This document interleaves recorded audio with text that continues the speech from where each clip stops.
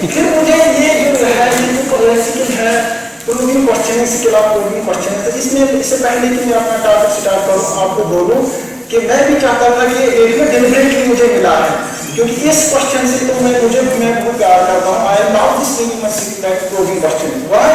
Because when we enter into the education system, this very much starts and which encounters your mind to start thinking. भाई यहाँ पर मैं बोलूँगा कि जैसे आपने फिलॉसफी का नाम सुना होगा, बीएड में सुना होगा, इससे और एक सब्जेक्ट है फिलॉसफी। फिलॉसफी की जब हम ट्रेडिशनल डिफिनेशन देखते थे वो कहते हैं लॉ ऑफ विजडम है ना, वो ऐसे चीजें पैदा करना बच्चों में। मगर जहाँ पर मैंने देखा है तो आज मॉडर्न डिफिनेशन उसकी भी यही शिफ्ट हो गया है। हम फिलॉसफी को आज के जमाने में कहते हैं art of creating questions and the student. ये मेरी डिफिनेशन है फिलॉसफी की। फिलॉसफी वाली ये नहीं है कि रियलिटी को टच करे, नॉलेज को टच करे, ये गॉड एक्शंस को टच करे, वैल्यूज को अडॉप्ट करे। उसका मतलब है art of creating question among the students that teacher is philosopher and every teacher whether he she or he should be a philosopher, he should create them. और मैं एक यहाँ पर है कि वो टीचर तब तक कामयाब नहीं क्लास में जब तक कि वो बच्चों को पढ़ाने के बाद क्वेश्चन से बच्चे पूछे, क्रिएट करे बच्चों में क्वेश्चन दैट एक्चुअली उसको बोलते हैं फिलॉसफी। तो ये मेरा एक्चुअली एक पॉइंट है। दूसरा पॉइंट मैं यहाँ पर कहना चाहता हूँ, जो ही हम एजुकेशन सेक्टर में, मैं यहाँ पर ज्यादा उर्दू में ही बात करूँगा, जो ही हम एजुकेशन सेक्टर में बात करते हैं वहां पर जब हम एजुकेशन को डिफाइन करते हैं उसमें कुछ ऑब्जेक्टिव्स होते हैं। जब टीचर क्लास में जाता है उसके माइंड में कुछ ऑब्जेक्टिव्स होते हैं दैट व्हेन आई डिलीवर या when I teach the students he or she has some objectives in his mind that these objectives should I achieve while delivering, while teaching the students। ऐसे नहीं जाता है बेमकसद कोई student, teacher नहीं जाता है class में कि मैं जाऊं, ऐसे ही नहीं। उसके पीछे एक बैकग्राउंड होता है जो मैंने आपको बार बार बोला है।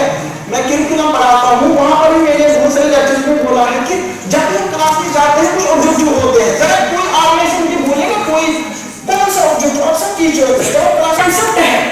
जब आप क्लास में जाते हो पहला ऑब्जेक्टिव एजुकेशन का यही है। जब आप जाओगे चाहे घर में प्रिपरेशन करोगे, मगर आपका मकसद होता है कि बच्चों को ये स्किल आनी चाहिए, उनको नॉलेज देंगे। नॉलेज किसको बोलते हैं? इंफॉर्मेशन। कोई स्किल ट्रेनिंग आप बच्चों को सिखाते हो थ्रू एक्सपीरियंस और एक्सपीरियंस, दैट नॉट सिखाना है। सो जब आप क्लास में जाते हो आपका पहला ऑब्जेक्टिव होता है एजुकेशन में बच्चों को नॉलेज, इंफॉर्मेशन, स्किल ट्रांसफर करना। पहला ऑब्जेक्टिव होता है ये। दूसरा ऑब्जेक्टिव होता है दैट इज उसको बोलते हैं कॉम्प्रिहेंशन। क्या बोलते हैं? दूसरा ऑब्जेक्टिव क्या है? कौन बोल सकता है कॉम्प्रिहेंशन क्या है? जरा बताइए आप बोलो कॉम्प्रिहेंशन क्या है? कॉम्प्रिहेंशन आप टीचर हो ना, कितने साल हो गए आपको क्लास में मतलब पढ़ाते हुए, ये ऑब्जेक्टिव होना चाहिए आपकी जबान में। ये एजुकेशन का और ये मतलब उसको बोलते हैं टर्म, पॉइंट है इसका कॉम्प्रिहेंशन। कॉम्प्रिहेंशन किसको बोलते हैं? To make them understand that particular topic. मैं इसके लिए क्लियर करूंगा। दूसरा ऑब्जेक्टिव होता है टीचर का जब हम क्लास में जाता है बच्चों को कॉम्प्रिहेंड करना है ना। जब आप ऐसे मत जाओ क्लास में, आपका मकसद होता है कि पहले उनको नॉलेज ट्रांसफर करो। दूसरा ऑब्जेक्टिव होता है कि जब तक ट्रांसफर करो बच्चों की जमानत बढ़ जाए, कॉम्प्रिहेंशन नहीं जमानत, उनकी अंडरस्टैंडिंग पावर को बढ़ाना। ये दूसरा ऑब्जेक्टिव होना चाहिए हर टीचर का। जब ही आप शीट अंडर उनको क्लास घर में इसको फील करना है। ऑब्जेक्टिव बोलो मुझे कोई बोला है, फिर जब उसको अंडरस्टैंडिंग हो गए फिर उसको ठीक आप बच्चों को बोलते हो जरा इसका मुझे बोलो, अप्लाई कैसे करते हैं, एनालाइज कैसे करते हैं, सिंथेसिस कैसे करते हैं, इवैल्यूएट कैसे करते हैं। शुड बी याद रखो। मैं लास्ट में आपसे बोलूंगा ये है कुछ ऑब्जेक्टिव एजुकेशन की। जब वो जाते हो क्लास में अब चाहे बच्चों में ये चीज पैदा हो जाए। अब जो की बात है वो है स्किल ऑफ प्रूविंग। ये मुझे क्यों बोलना है? क्योंकि जूनियर क्लास में जाओगे जब तक कि आप क्वेश्चन करोगे, क्वेश्चन आपका क्वेश्चनिंग है। टीचर शुड बी जैसे वो क्लास में होना चाहिए, जैसे वो साइकोलॉजी नॉलेज होना चाहिए, इसी तरह एक टीचर को क्या होना चाहिए? यू शुड बी और उसको और होना चाहिए क्वेश्चनिंग का। तो मुझे कब वो कैसे बच्चों से क्वेश्चन पूछता है। जैसे मैं बोलूंगा यहाँ पर क्वेश्चन से क्या होता है? क्वेश्चनिंग से दो चीजें ज्यादा इसमें डेवलप होती है बच्चों में। एक तो कॉग्निटिव डेवलपमेंट, दूसरा बच्चों में जो पैदा होता है क्वेश्चनिंग से। याद रखो स्किल ऑफ क्वेश्चनिंग। क्यों एक टीचर को क्लास में सिंगुलर क्वेश्चनिंग जाना है, लेकर जाना है कि टीचर जहां क्लास पर हो वहां साइकोलॉजिस्ट नोइंग हो, वहां वो टीचर जानता हो कि जब मैं क्लास में जाऊं किस तरीके से मैं क्वेश्चन करूंगा बच्चों को। He should be the master of, he should have all the questioning to the students, ये मेरा कहना है, समझना। इसलिए आपकी इस मेथड टीचिंग में कि एक स्किल है, आप सीखो किस तरह से आप बच्चों को क्वेश्चनिंग करोगे। तो क्वेश्चनिंग से क्या होगा, बच्चों का जो आप कॉग्निटिव डेवलपमेंट पैदा करना चाहते हो, कंप्रहेंशन या और इंफॉर्मेशन ऐड करना चाहते हो, किसके जरिए से आप कर सकते हो, क्वेश्चनिंग से। और बच्चों में जो दूसरा एस्पेक्ट है वो डेवलप कर सकते हो, वो है कम्युनिकेशन स्किल। क्या है, तो आप जब घर जाओगे देखो सर ने क्या बोला कि क्वेश्चनिंग से बच्चों में कम्युनिकेशन का फायदा होता है। फिर मुझे क्वेश्चनिंग से बच्चों में कम्युनिकेशन पावर पैदा होता है। तो ये मेरा कहना है, ये मेरे लिए आप यहाँ पर क्वेश्चनिंग से और क्या होता है, मुझे आपका ही नाम से याद है, और क्या हो सकता है क्वेश्चनिंग से, क्वेश्चनिंग से और आप लोग क्वेश्चनिंग से और क्या पैदा हो सकता है क्लास। हाँ, और क्या हो सकता है शाबाश। मैं आपको जानते हैं दो पॉइंट कैसे क्वेश्चनिंग से क्या होता है कि टीचर बच्चों में फेवरेट हो जाता है, इतना लाइकेबल हो जाता है, मशहूर हो जाता है, फेमस हो जाता है। और यहाँ पे बोल रहे हैं, आपको बोला मेरे सामने एक्सपीरियंस है या मतलब वो सिक्योर टीचर्स है, मैं उनके सामने एक बच्चा हूँ, आई स्वेयर बाय ऑलमाइटी, मतलब ये उनके पुश करने के लिए नहीं, मैं इस फील्ड में नया हूँ, मगर मैं भी पुश करता हूँ सीखने के लिए।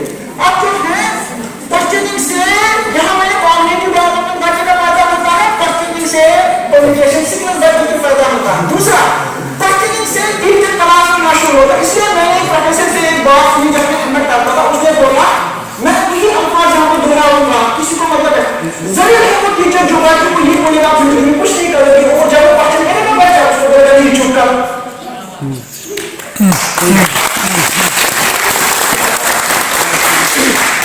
क्यों टीचर बोलता है बच्चे को आप क्वेश्चन मत करो, तब तक कोई लेसन कोई टॉपिक सक्सेसफुल नहीं, वो टीचर कामयाब नहीं है जब तक कि लास्ट में बच्चों से क्वेश्चन पूछे। अगर बच्चे बोल नहीं हुआ इसका मतलब टीचर फेल है।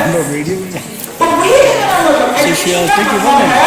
बच्चों को पढ़ाते बच्चों में क्वेश्चन आने चाहिए, फिर अगर टीचर को पता नहीं होगा सीधे आप बोल सकते हैं मैं कल यहाँ पर इसका देखूंगा आंसर, मगर बच्चे को अप्रिशिएट करो, आपने क्वेश्चन कि क्वेश्चन ही उसको भागने की तरफ ले जाएगा, समझ आया। तो यही मेरा मकसद है, क्वेश्चन से जब टीचर राइटिंग को बनता है क्लास में, वही टीचर का इन्फ्लुएंस करता है इसकी इंटेलिजेंस को बढ़ाना, उसकी कॉन्फिडेंस बढ़ाता है, समझ आया, इसकी इंटेलिजेंस बढ़ाता है क्वेश्चन से। बच्चे का जवाब asking questions is the mark of good leadership. बच्चे में डेवलप सब है, qualities of leadership is creative thinking. समझ आया। क्वेश्चनिंग से बच्चे की जो है ना कॉन्फिडेंस जो बढ़ती है वो लीडरशिप बढ़ती है। कारण इससे क्या होता है, क्वेश्चंस आर एसेंशियल, आप हमें क्या करते हैं, हाउ व्हाट एंड व्हाई, यहाँ पर और एक चीज मैं करना चाहता हूँ। क्वेश्चनिंग से क्या होता है, क्वेश्चनिंग से ये रिलेट है essential to the scientific method. जैसे साइंटिफिक मेथड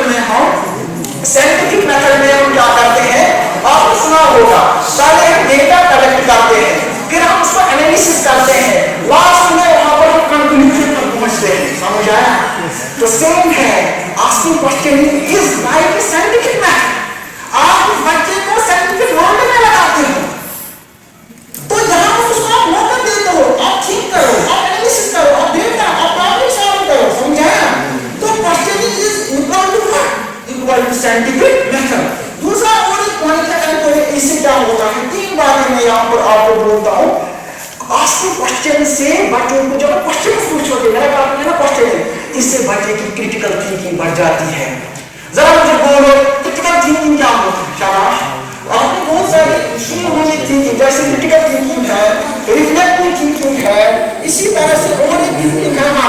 जरा मुझे आप बोलो इससे क्या होगा, जरा इसे बोलो, जब हम बच्चे की क्रिटिकल थिंकिंग क्वेश्चनिंग से ज्यादा बढ़ती है, कैसे बढ़ती है, जरा बोलो शाबाश, कैसे बढ़ती है क्रिटिकल थिंकिंग। हाँ, क्रिटिकल थिंकिंग में why to do very good, इसके लिए क्लियर करो, मैं उसमें क्लियर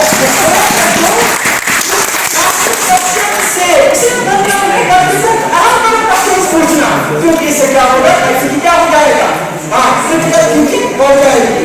और एक जो मैं आपको बोल रहा हूँ, यहाँ पर ये जो क्वेश्चन से इस बच्चे का माइंड ब्रॉडन होता है, क्या होता है, ब्रॉडन होता है इसका जो क्लियर है, थॉट है, वो सामने चला जाता है। He is not ready to discuss with the teacher. He is not ready to talk with the teacher. वो सारे पॉइंट जो उसके जहन में है, क्योंकि जब उसको एरर आएगा, एरर को बोलेगा टीचर से, तो तब जाकर वो ठीक कर जाएगा, समझाना। तो ये है इसका किसकी सिग्निफिकेंस क्वेश्चन की। अब जो मेरा टॉपिक है वो आप देख सकते हो, मैं आपसे ये भी नहीं बोला आपको इम्पोर्टेंस ऑफ क्वेश्चन की क्यों जरूरी है एजुकेशन, क्योंकि अगर आप जानना चाहते हो इस संबंध में, ये जो मैंने आपको बोला, एक जर्मनी में से एक एजुकेशन मिनिस्टर था, उसका नाम था फ्लोगल। उसको बोला एजुकेशन क्या है, उसने बोला education is unfoldment of what is already unfolded, समझ आया। उसने बोला education is unfoldment of what is already unfolded. Unfolded भी वर्ब है, अनफोल्डेड भी वर्ब है। अनफोल्ड हो गया वो चीज जो छुपा है, समझ आया। अनफोल्ड है जो छुपा है, उसको अनफोल्ड करना दैट इज एजुकेशन। इसका मतलब है जब आप क्वेश्चन पूछोगे, अब बात है आपके पास की, ये होगा कि आपको बोलना है। अब यहाँ पर ये टेक्निक आप इस्तेमाल करेंगे, क्वेश्चनिंग टेक्निक को इस्तेमाल करना है ताकि इसका माइंड ओपन हो जाए। अगर वो अल्लाह ताला ने उसके सारे जो नॉलेज है, पोटेंशियल है, कैपेसिटी है, स्किल है, ग्रेट है, वो अल्लाह ताला ने ऑलरेडी उसके माइंड में रखा है। टीचर का काम है उसको अनफोल्ड करना।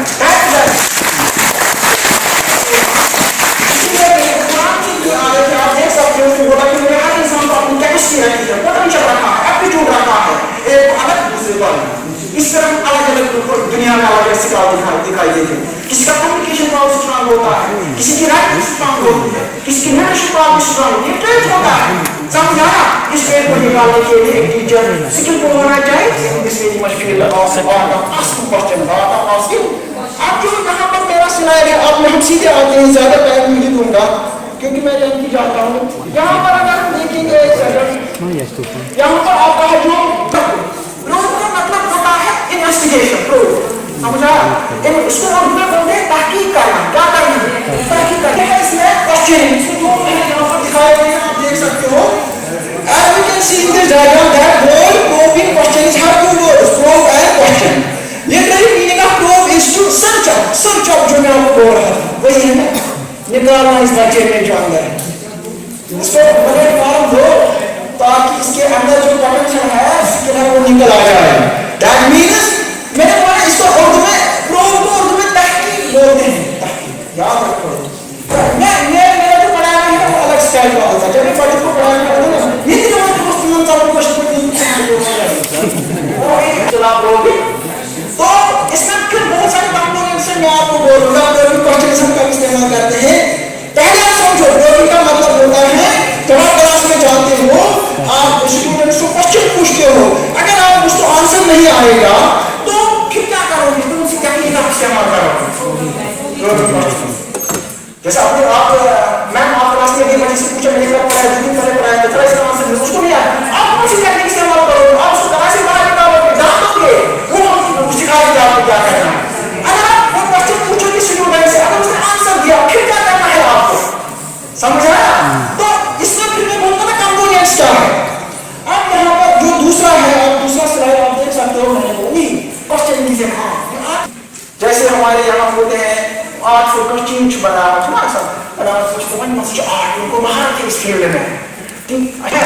तो कारपेंटर जैसे कि हमने सुना है कि कुमार होते हैं, यहाँ पर आपको दिखाई गया, आप लिख भी सकते हो, बात निकाल सकते हो, पेन सिक्किम बच्चे ने आंसर नहीं दिया, तो जब तक कि आप उसको करेक्ट आंसर पर ले जाओगे तब तक आप उसको नहीं छोड़ना है। That is the probing question, समझना। आपने पढ़ाया कोई मोटरसाइकिल या कार कोई भी एनर्जी के बारे में, फोर्स के बारे में, मगर जब आपने पढ़ाया दूसरे दिन आपने उसको क्वेश्चन किया, उनको नहीं आया, मतलब फिर क्या टेक्निक इस्तेमाल करोगे ताकि इनको अच्छा सा आंसर आए, इनको पता चले कि इसका आंसर क्या था। Technique is called probing question, समझा। ये प्रोबिंग क्वेश्चन ये वो है इसमें, जब तक कि आप स्टूडेंट से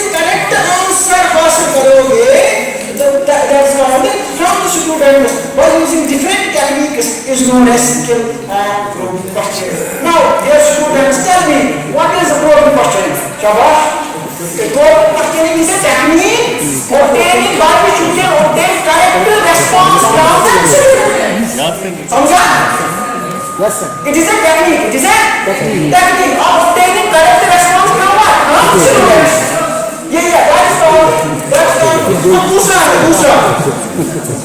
अब दूसरा है अब आपको क्या करना है आंसर ठीक नहीं आ रहा है अब आप स्टेप बाय स्टेप ये दूसरी डिफिनेशन है any oriented classical of probing question is going deep into the pupil's responses through step by step questioning एक डिफिनेशन है technique of obtaining correct response from the students पहला दूसरा है जब तक आप करेक्ट आंसर पे पहुंचोगे उस बच्चे को बहुत सारे क्वेश्चन पूछ सकते हो step by step ताकि उसका माइंड ना वही पर इसलिए मैंने बोला ना इसमें कॉग्निटिव डेवलपमेंट होता है बच्चे का इसका माइंड कितना होगा समझ आया ना तो step by step आप उस बच्चे को करेक्ट आंसर को लाओगे that is called probing questioning ये है और एक है उसके बाद है अब नंबर है इसमें obtaining correct answer from the students obtaining a technique of obtaining correct response by step to get a correct response from the students तीसरा है question that the student should think and to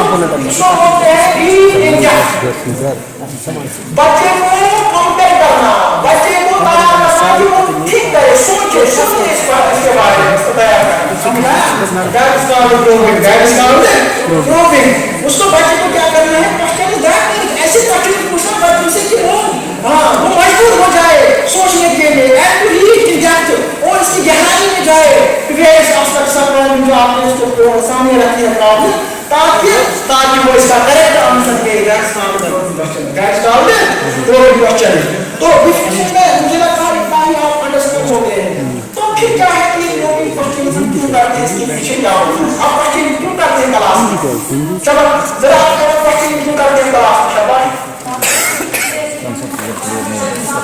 ये आगे क्या previous वाले ये है जैसे वो जो पहले मैंने पढ़ा है मुझे फ्रेंड को याद है कि मैंने वो भूल गया है काफी है प्रोबिंग का बच्चों की प्रीवियस वाले क्या करना तो retain students attention towards the topic या तो हम इससे क्वेश्चन पूछते हैं कि वो अटेंड हो जाए इसी तरह से today students create knowledge with new knowledge समझाया तो आप हमको पता है कि जब क्वेश्चन पूछते हो आपने कोई टॉपिक पढ़ा है तो 4 दिन पहले फिर आपका दूसरा टॉपिक है आप उसको उस पर रिलेटेड क्वेश्चन पूछते ताकि तैयार हो जाए आपकी नई इंफॉर्मेशन हासिल करने के लिए समझ आ रहा है और कि नहीं मैं फिर से रिपीट करूं इट मींस दैट जो होता है प्रीवियस नॉलेज को हासिल करना उसकी चेक करना प्रीवियस नॉलेज अंडरस्टैंड हुई कैसे पता चलेगा इसके इसमें बहुत सारा टाइम होना चाहिए पता है आपको भी घर जाना है हमें भी टीचर को घर जाना है अदरवाइज मैं बहुत टाइम देता हूँ क्लास में तो हम कह सकते हैं जैसे काफी मेरी बात हुई टीचर से मुझे पता था कि एजुकेशन खाली टीचिंग में नहीं है एजुकेशन मार्केशन बिहेवियर है एजुकेशन इज इनको बोलते हैं और एक क्लास को बोलते हैं एजुकेशन इज डायरेक्शन है इसको एजुकेशन और जान पड़ता है थिंकिंग आएगी क्या थिंकिंग मीन्स जब आप उसको कोई टॉपिक पढ़ाओगे तो सामने रखोगे ना एक ही टॉपिक दो ही टॉपिक तो उस चीज पर आप कंसंट्रेट करोगे और आप आस्किंग क्वेश्चन जो मैंने आपको बोला अभी कि जब तक आप बच्चे को करेक्ट आंसर पे बोलोगे आप कंटिन्यूअसली स्टेप बाय स्टेप उसका माइंड तो दूसरा क्या है सीखिंग फर्दर इंफॉर्मेशन तीसरा क्या है उसके बाद क्या है आप बोलोगे सर जब इसने स्टार्ट किया लेक्चर इसने बोला थिंकिंग इसलिए मैंने आपको थिंकिंग बोला अब देखो इस चीज में आपका कंपोनेंट है इंक्रीजिंग क्रिटिकल है कितने साइन करेगा यस ये जो आपकी स्किल है स्किल ऑफ प्रोबिंग क्वेश्चन इसमें एक कंपोनेंट क्या है इसीलिए मैंने पहले बोला critical thinking reflective thinking convergent thinking divergent thinking समझा जब तक मेरे टीचर को पता होगा क्रिटिकल थिंकिंग क्या है इसलिए मेरी बात में कॉल क्रिटिकल थिंकिंग फिर पहले उसको पता होगा खुद क्रिटिकल थिंकिंग क्या है तब जाकर वो बच्चों को पाया जा सकता है जब कौन ऐसा मुझे क्लियर तो बच्चों के पहले समझना है क्रिटिकल थिंकिंग क्या है समझा इसलिए मैंने आपको बोला है जब आप यहाँ से घर में जाओगे गूगल से देखो बुक्स में देखो क्रिटिकल इसमें हमें क्या करना है, बच्चों के पाया समझा। तो क्रिटिकल थिंकिंग में हम बच्चे को वहां पर ले जाते हैं जहां पर वो बच्चा अपनी जजमेंट करता है, समझा। तो यहाँ पर क्या होता है, मैंने आपको बोला कि पहला कंपोनेंट है प्रॉब्लम, क्या है प्रॉब्लम।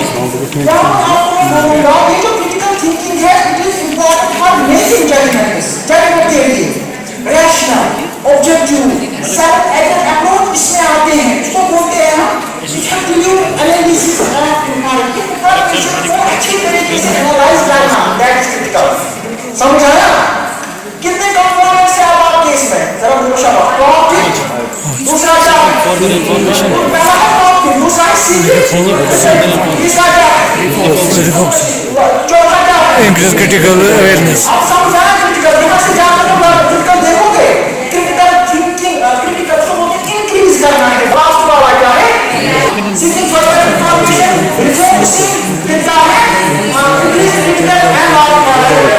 ये है five components of what, five components of. अब मैं बात कर रहा हूँ, मैंने एक साल आपको बोला अपने काउंटाइन हो, देखो Sifani maşutu अब falan. मैं बात करेंगे शॉपिंग में, शॉपिंग में क्या, जब आप क्लास में गए, Zararsız. जब आप क्लास में गए, वही मैंने बोला बच्चे को करेक्ट आंसर पता है, बच्चे ने रॉन्ग आंसर दिया, अगर आपको क्या करना है, और भी बच्चे से पूछ रहे हैं ताकि ये क्या दे करेक्ट आंसर, पहला प्रॉब्लम। अब पहला कंपोनेंट है प्रॉम्प्टिंग, तो प्रॉम्प्टिंग में आप जब क्लास में जाओगे बच्चा कोई रिस्पांस नहीं देगा, उसको पता नहीं होगा, समझ आ रही हो गया प्रॉम्प्टिंग। मेरा प्रॉम्प्टिंग नहीं है। अब क्या करूं, जैसे मैं सब बात हो रही है सबके सब, और जब मैंने साइंस का चैप्टर पढ़ाया था वैसे वो कौन से डिजाइन थे, मैंने बोला वर्ड इसकी बराबर है, बोला वर्ड बराबर है फोर्स, आंसर मुझे तुम की मान लीजिए इशन की इक्वेशन दिया, तो उसको बोला वर्ड इसके बराबर है, फोर्स ठीक है, मल्टीप्लाई मैंने टी विद्यार्थी दिया होगा, वो एक आता है जो ही मैंने बोला कि हां फिर उसको फोर्स इनटू डिस्टेंस एस, तो मैं क्यों गया मल्टीप्लाई, जब मैं इसको मल्टीप्लाई करना है इसके ओवर एक और इसको याद आ गया, इसके डिस्टेंस को आता जाना है या वो नंबर इसको याद किया है, समझ आया। तो यहां पर क्या है, जब आप क्लास में थे तो प्रॉब्लम में क्या होता है, आपको क्वेश्चन पूछा मगर वहां से आंसर नहीं आया, रॉन्ग आंसर आया, फिर आप उसको वीडियो देते हो, इशारे हिंट्स देते हो, समझ आया, ताकि वो करेक्ट आंसर पे पहुंचे, that is problem, that is समझ आया, दैट इज प्रॉब्लम। वही मैंने लिखा है इस कंपोनेंट यूज पर लिखी मैंने दैट रॉन्ग आंसर और नो आंसर। सो उसमें क्या होता है, do not get about from the student by using this component, teacher ask a series of questions provide you hints to the students in order to arrive at the correct response. जैसे मैंने एक बनाया आपको, for example what is vitamin, उसको उसने बोला मुझे पता नहीं है व्हाट इज विटामिन, फिर मैंने उसको बोला which type of substances you are adding in your food, अब मैं उसको उसने क्या आंसर दिया, फिर मैंने वही क्वेश्चन पूछा, अच्छा आप मुझे बोलो खाने के साथ आप कौन कौन सी इस्तेमाल करते हो, उसने बोला सर हम रोज की दाल फिश, तो ये है कौन चार हो गया स्टार्ट। अब इसके बाद व्हाट इज न्यूट्रिशन, मैं उसको बोला व्हाट इज न्यूट्रिशन, मैं eating healthy and balanced diet है ना, तो अब मैंने विच nutrients present in the food, आप जरा बोलो उसमें क्या क्या है, वो बोले करके एक चीज है कार्बोहाइड्रेट्स, फैट, विटामिन, वो आप आ गया ना आंसर पर, लाइक वेरी वाले करेक्ट आंसर। तो यहाँ पर हम क्या करते हैं, बच्चे को बहुत सारे क्वेश्चन पूछते हो मगर पहले आपको दावा कर रखते हैं कि यहाँ पर ये आंसर नहीं मिलेगा, रॉन्ग आंसर मिलेगा, क्लियर हो गया प्रॉब्लम, Yes sir. प्रॉब्लम हो गया। मैं और भी बहुत सारे यहाँ पर मैं टाइप नोट करोगे, जब आप क्लास में जाओगे अगर आपको रॉन्ग आंसर मिला तो क्या करोगे आप, प्रॉब्लम, इनकरेक्ट आंसर मिला क्या करोगे, इस्तेमाल प्रॉब्लम, फिर जब अगर आपको समझो इनकम्प्लीट हो गया, याद रखो जब आपको पहले वाले में तो आपको कोई रेस्पॉन्स इनकरेक्ट मिलेगा, दूसरे में आपको मिलेगा मगर इनकम्प्लीट, समझ आया, तो वहां पर आपको सीखी further information, that is why इसका दूसरा नाम है सीखी, अच्छा नाम है सीखी फर्दर इंफॉर्मेशन। तो यहाँ पर आपको क्या करना है, देखो जिस कंपोनेंट की यूज में टीचर कॉल किया she gets incomplete answer, short answer और ऑर्गेनाइज्ड आंसर तो होगा मगर वो बहुत कमजोर होगा, this is also using tension जो दी दैट। अब तो मुझे ये नहीं बोला, अब यहाँ पर देखिए एग्जांपल के जरिए से मैंने यहाँ पर बोर्ड पे दिखाया, फॉर एग्जांपल मैं बोलूंगा व्हाट इज मैटर, स्टूडेंट से सब जो एक ही तरह इस्तेमाल करो बच्चों पर, मैं बोलता हूँ व्हाट इज मैटर, तो बच्चों ने बोला substances which are good characteristics, ये भी तो ठीक है, है ना?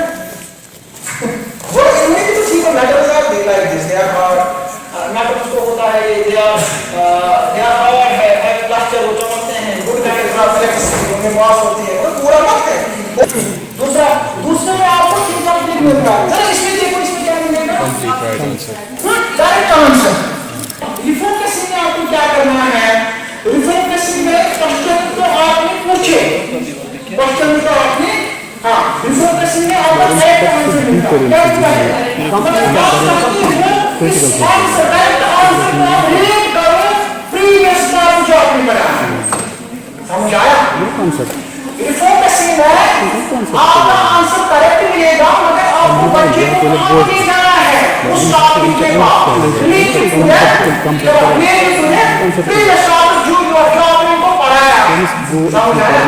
आप ध्यान दीजिए। अब दूसरी बात, आप इसे रिफोकसिंग में क्या करोगे, आप स्टूडेंट सेलेक्ट रेस्पॉन्स ना अनदर टॉपिक के पास क्या आप इसको दे सकते हो, किसके जरिए से, रिफोकसिंग के जरिए से।